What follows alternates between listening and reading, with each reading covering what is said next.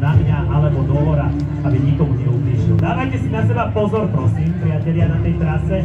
Keď niekto zakričí ľava, znamená to, že vás obieha po ľavej strane.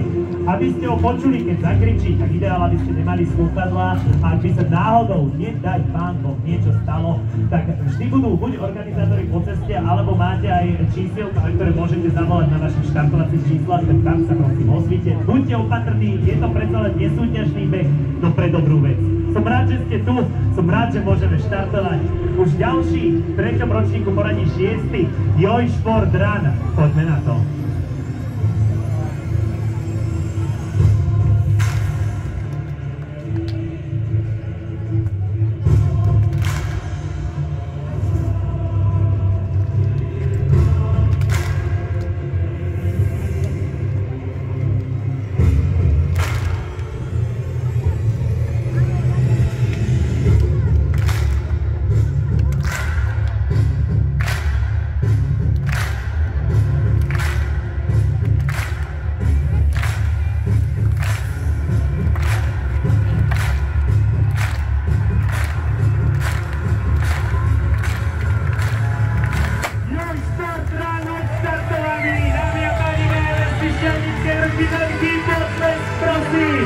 Sledujte tú obrovitánsku účasť na neziskovú organizáciu eventových závodov na peniažkou. Ďakujem vám, ste absolútne super.